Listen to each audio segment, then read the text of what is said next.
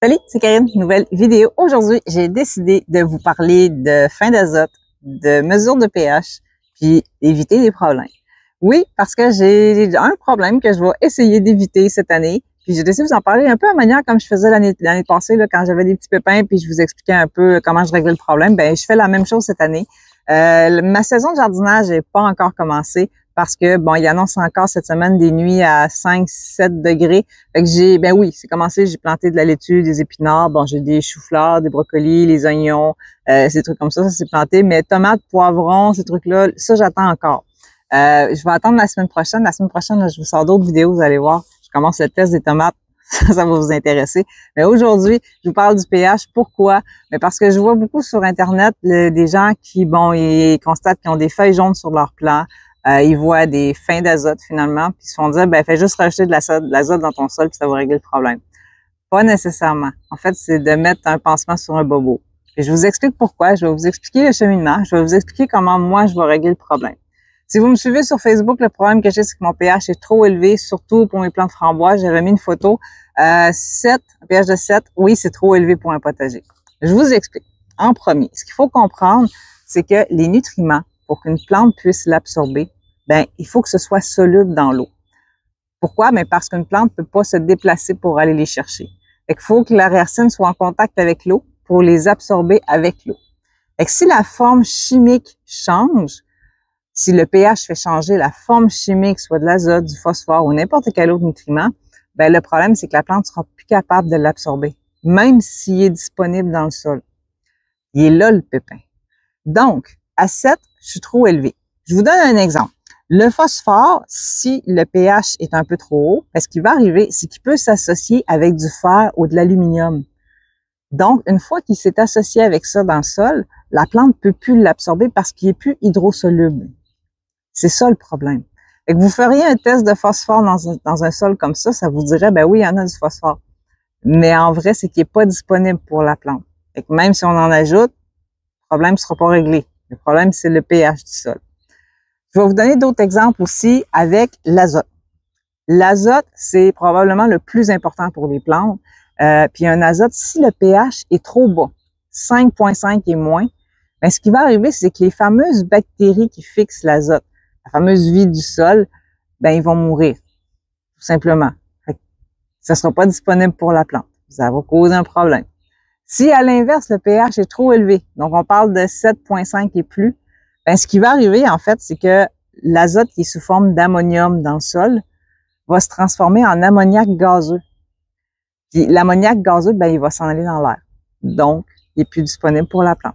Oui, c'est vrai, vous pourriez juste rajouter de l'azote dans un engrais, parce que ça va fonctionner pendant un petit laps de temps, mais le problème va revenir tout le temps, tant que le pH n'est pas corrigé. Un autre exemple aussi, quelque chose qui peut faire varier le pH dans votre sol, si vous arrosez avec l'eau de l'aqueduc. Ben, moi, dans mon coin, l'eau de l'aqueduc, ben, est très calcaire. Ça va modifier le pH de mon sol à force d'arroser avec ça. Donc, il y a plein de facteurs qui font que, oui, il faut le surveiller. Puis pourquoi le surveiller? Ben, parce que ça permet d'éviter des problèmes. Et c'est ce que je vais faire cette année dans mon potager. Pour vous aider un petit peu à visualiser, j'ai trouvé un fichier PDF, je vous mets le lien en description, de l'Université de Purdue. Ils ont fait un graphique pour mieux visualiser, en fait, les effets du pH avec les nutriments dans le sol. Bon, ils l'ont pas inventé, là. Ça existait même depuis 1947. Fait que c'est un phénomène qu'on connaît depuis longtemps. Ils l'ont juste mis au goût du jour, là, tant mieux, parce que c'est plus comprenable avec des couleurs. Fait que je vous l'affiche. Vraiment, à 6,5, on est vraiment dans ce que j'appelle le sweet spot, là.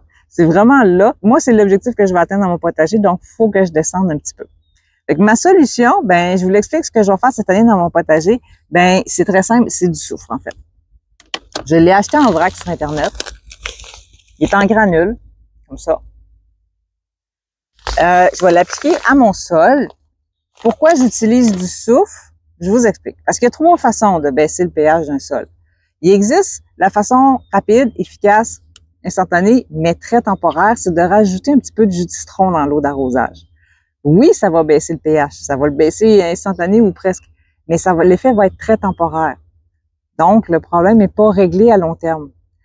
Sinon, il existe une autre option qui, oui, c'est vendu comme étant la meilleure façon d'acidifier un sol, au Québec, ça se vend beaucoup, c'est des acidifiants de sol à base d'aluminium. Moins bonne idée, pas dans un potager. Pourquoi? Parce que l'aluminium, il reste dans le sol. C'est pas quelque chose qui va se biodégrader ou quoi que ce soit, il va rester là un peu comme le cuivre finalement. Puis l'aluminium, le problème, c'est que les plantes sont capables de l'absorber. Ils s'en débarrassent pas. Fait que si vous cultivez avec des plantes dans un sol qui a beaucoup d'aluminium, ben cet aluminium-là va se retrouver dans votre assiette. Oui.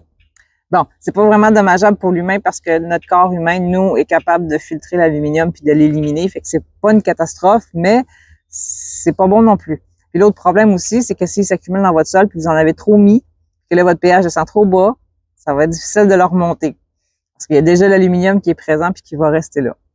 L'autre option, c'était le soufre. Le soufre, oui, fonctionne très bien. C'est une solution de longue haleine, si on veut. Pour l'appliquer, premièrement, ben, on peut pas l'appliquer juste au-dessus du sol. Ça fonctionnera pas vraiment.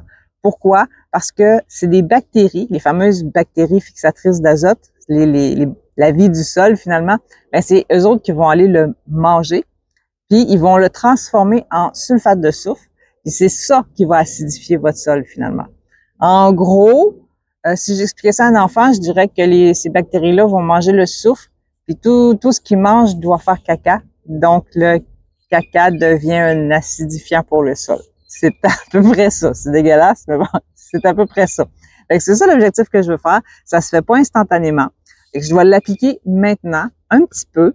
Et je vais surveiller le pH de mon sol tout au courant de l'été pour voir où est-ce que je vais me rendre. Ça va prendre quelques mois à agir. Généralement, dans un mois, là, on commence à voir des changements. Fait que je vais surveiller ça cet été, surtout pour mes plantes framboises, parce que ça, il faut vraiment que je descende. C'est vraiment trop élevé. Puis un peu dans mon potager aussi, là, j'ai des endroits aussi là, que je tourne à peu près à 7, là, parce que j'ai testé un peu partout. Fait que oui, je vais l'appliquer dans mon potager. Puis pour l'appliquer, pour qu'il soit efficace, c'est pour ça que moi, je l'ai pris en granule parce que c'est plus facile. Il faut l'incorporer au sol. Parce qu'étant donné que les bactéries vivent dans le sol, mais il faut qu'ils soient en contact avec le soufre pour pouvoir le manger. Donc, je l'applique juste en saupoudrant un petit peu, puis je mélange un petit peu avec la surface de mon sol sur à peu près ça de profond, là, pas grand-chose, là, juste pour dire qu'il est vraiment en contact avec le sol puis qu'il est dans le sol. Faut pas qu'il soit en surface, faut qu'il rentre vraiment dans le sol. Fait que c'est ce que je vais faire dès aujourd'hui dans mon potager, puis je vais surveiller le pH de mon sol. Si vous avez un problème de pH trop élevé, moi, c'est ce que je vous recommande. C'est du soufre en granule. Je vous confirme que ça, c'est vraiment du soufre, là. Ça sent l'allumette, c'est débile. Si le pH, vous voulez faire l'inverse, en fait, qui est trop bas puis vous voulez le remonter, vous pouvez utiliser de la chaux. Et encore là, c'est en quantité limitée. Allez-y tranquillement, puis vous pouvez ajuster votre pH graduellement. Et moi, je trouve que c'est ça l'avantage, c'est de pouvoir y aller graduellement. C'est ce qui permet de mieux l'ajuster puis d'atteindre le niveau, l'objectif qu'on veut avoir. Et c'est ce que je vais faire dans mon potager cette année. Je vous suggère fortement de vous trouver un testeur de pH pour le sol. Attention, c'est pas la même chose que les testeurs pour l'eau. Prenez vraiment un testeur pour le sol parce que ça fonctionne pas de la même façon puis ça vous donnera pas les bons résultats. Les testeurs, moi, ceux que j'utilise, ben moi, c'est celui-là. Là, j'en ai acheté un qui est numérique tout simplement, mais il y en existe de toutes les sortes. Il y a des numériques comme ça, il y en existe des analogiques aussi qui fonctionnent avec une aiguille. Il y en a de tous les prix aussi. Là, ça peut varier de 8 $ à 200 $. Ça dépend du budget que vous y mettez. Vous n'avez pas besoin de mettre grand-chose de mesurer le pH. Vous n'avez pas besoin d'une machine incroyable. Puis j'en ai même vu en forme de grenouille, j'en ai vu en forme de coccinelle. Vraiment, là, il y en a de tous les goûts.